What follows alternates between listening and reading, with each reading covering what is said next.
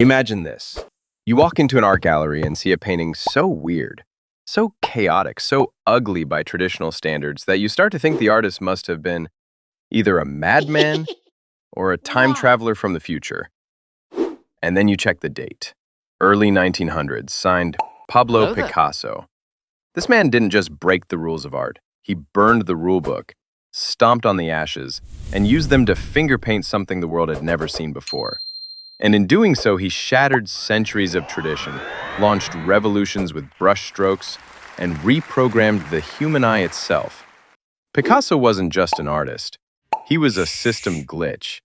And the story starts with a child prodigy so freakishly talented it's almost annoying. Born in Malaga, Spain in 1881, Picasso was sketching before he could even speak. At 9, he finished his first painting. At 13, he was already better than his art teacher father. So much so that his dad literally handed over his brushes and said, "You're the master now." By his late teens, Picasso was painting in a realistic academic style that rivaled painters twice his age. But that was the problem. It was too good, too safe, too boring. Picasso wasn't here to repeat what others had done. He was here to destroy it and rebuild art from scratch. So he packed up, left Spain, and plunged headfirst into the chaos and creativity of Paris, the beating heart of the art world. There, among poets, painters, and revolutionaries, he began reinventing himself and painting humanity from the inside out. Paris was exhilarating. Wild cafes, radical ideas, bohemian chaos. But for Picasso, the early 1900s were also heartbreak in slow motion. He was broke, lonely, and living in a tiny, freezing studio, with nothing but ambition and cigarettes to keep him warm. And then tragedy hit like a train. His closest friend, Carlos Casagemas, a charismatic poet and fellow Spaniard, fell into a deep depression, and after a failed love affair, shot himself in a Paris cafe. Picasso was devastated. Casagemas' death wasn't just the loss of a friend, it was the detonation of innocence, the first real collision of Picasso's genius with the brutality of life. What followed was one of the most emotional chapters in art history, the Blue Period, 1901 to 1904. And yes, it's exactly what it sounds like. Everything turned blue. Icy blues, melancholic indigos, cold turquoise, paintings soaked in grief and sorrow. Picasso painted beggars and blind men, mothers cradling sick children, lonely figures hunched in corners. There's barely a smile in sight. It's like his paintbrush was weeping. These weren't portraits for galleries or rich patrons. They were raw, uncomfortable, deeply human snapshots of suffering. And people felt them. Critics at the time didn't know what to make of this young Spaniard painting poverty like it was poetry. But decades later, the Blue Period is remembered as Picasso's emotional awakening, the moment he stopped copying reality and started revealing it. And here's the genius part. The Blue Period wasn't just about sadness. It was Picasso learning how to channel emotion into color, how to make you feel before you even understood what you were looking at. It was less art for art's sake and more therapy with a brush. But as grief faded and life crept back in, Picasso's mood and palette began to change. Grief doesn't last forever, and neither did Picasso's blue. Slowly, light began to leak back into his life. He made new friends, fell in love, started earning a little money, and with that, his world and his palette began to warm. And now, welcome to the Rose Period, 1904 to 1906, a soft romantic chapter where sadness gave way to tenderness. Gone were the hunched beggars and blind men. In their place came circus performers, acrobats, harlequins, lovers, all bathed in delicate shades of pink, coral, and peach. It was as if Picasso's heart had thawed and his canvas followed suit. This wasn't just a vibe shift, it was a philosophical one. Picasso was exploring themes of joy, love, and human connection, but still through that deeply emotional lens he'd honed during the Blue Period. His characters still felt fragile and introspective, but now they were wrapped in warmth instead of sorrow. And the art world loved it. Collectors who had side-eyed his depressing blue paintings were suddenly throwing money at these softer, more marketable works. Picasso had gone from starving artist to rising star. He wasn't just surviving in Paris anymore. He was thriving. But under the pastel surface, something was brewing. Because while the Rose Period was beautiful and beloved, Picasso was starting to get bored again. He'd mastered realism, He'd mastered mood. Now he wanted to break art entirely. And that's when he stopped painting what he saw and started painting how he thought. If Picasso's blue and rose periods were emotional documentaries, then Cubism was the art world's first sci-fi film.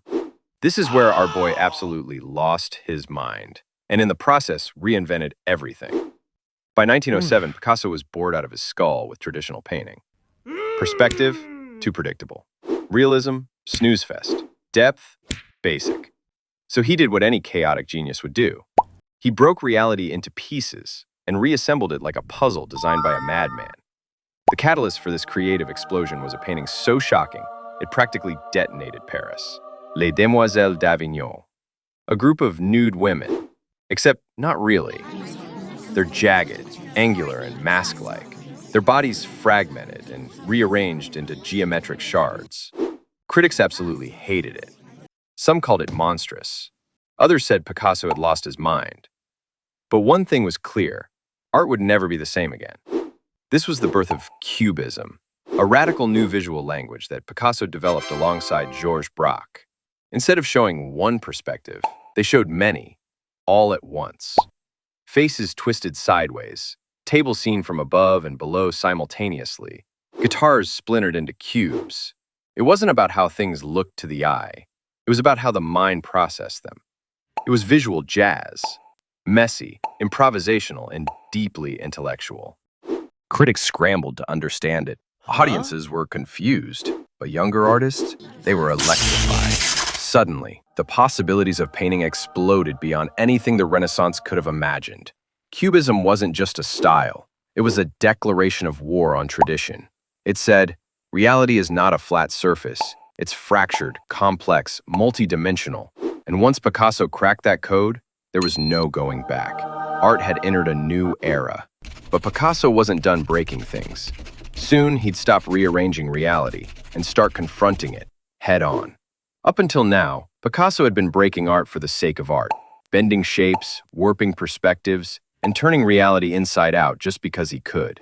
But in the 1930s, something darker crept into his work, because the world itself was falling apart, and Picasso wasn't about to stay silent. In 1937, during the Spanish Civil War, German bombers supporting Franco's fascist forces obliterated a small Basque town called Guernica. It wasn't a military target, it was a civilian massacre. Hundreds of men, women, and children were slaughtered in a single afternoon. Picasso, who had been living in Paris for decades, was horrified.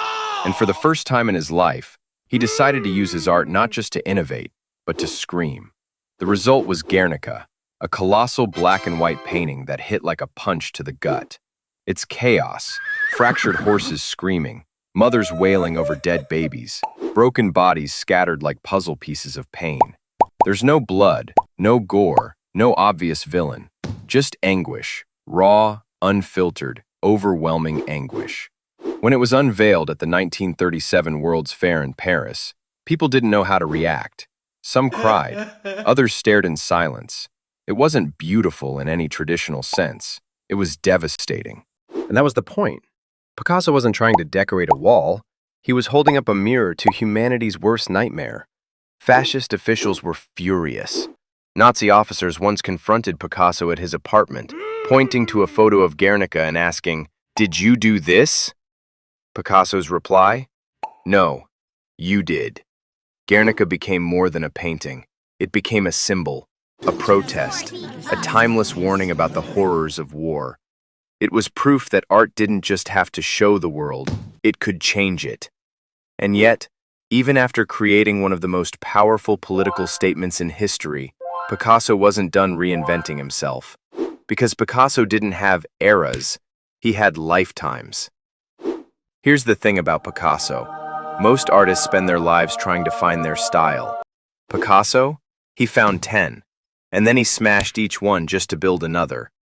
After Guernica, Picasso could have coasted on his reputation, retired with piles of money, and spent his days drinking wine in the south of France. But Picasso had one speed: next. He wasn't interested in repeating himself, he was addicted to reinvention. In the 1940s and 50s, he pivoted again, this time exploring ceramics, printmaking, and sculpture. He dove into neoclassicism, painting figures that looked like they'd stepped out of ancient Greece. Then he swerved into surrealism, twisting bodies and faces into dreamlike forms. Critics were constantly playing catch-up. Just when they thought they'd figured out Picasso, he'd pull the rug out from under them and say, "Nope." And he never stopped working. Even in his 70s, 80s, and 90s, Picasso was producing art at a superhuman pace. He once said, "Inspiration exists, but it has to find you working." And oh boy, did it find him. By the time he died, he'd created over 50,000 works. Paintings, drawings, prints, sculptures, ceramics, even stage designs. 50,000. That's more than most people manage emails. But behind the genius was obsession. Picasso was notorious for his complicated personal life. Countless affairs, fiery relationships, and a tendency to burn through lovers as quickly as artistic styles. He was brilliant, but also flawed. And yet, that relentless, chaotic energy fueled his creativity until the very end. In his later works, you can feel the full weight of a man who had lived many artistic lives. The paintings are raw, playful, sometimes almost childlike, but they're also fearless. Picasso had nothing left to prove. He was painting for himself now, for the sheer joy of creation. Here's the thing about Picasso. Even now, decades after his death, people still argue about him. Was he a genius or a fraud? A visionary or a con artist? The answer, annoyingly, is yes. He was all of it. He contained multitudes. On one hand, he was the ultimate symbol of artistic genius, a man who revolutionized painting not once, but 5 times. He didn't follow trends, he set them. He didn't join movements, he invented them. Impressionism, Cubism, Surrealism, abstract expressionism. You can trace the fingerprints of Picasso's work across all of them. He didn't just change how we paint, he changed how we see. But on the other hand, Picasso was messy. Morally, personally, even artistically. He signed napkins and they sold for fortunes. He doodled on plates and they ended up in museums. He was so mythologized that anything he touched was considered sacred, and critics still debate whether his late works were genius breakthroughs or just glorified sketches. And maybe that's the point. Picasso was chaos. He thrived on contradiction. He could be cruel and compassionate, revolutionary and commercial, deeply serious and utterly playful, sometimes all in the same day. His art was never about perfection. It was about possibility. When Picasso died in 1973 at the age of 91, he left behind a mountain of work, more than 50,000 pieces, and a legacy that's basically the DNA of modern art. Every artist since has had to reckon with him, either by building on his ideas or rebelling against them. But ignoring him? Impossible. Because Picasso didn't just break art, he remade it. He shattered our understanding of beauty, space, and form, and taught us that art isn't about copying reality. It's about reinventing it.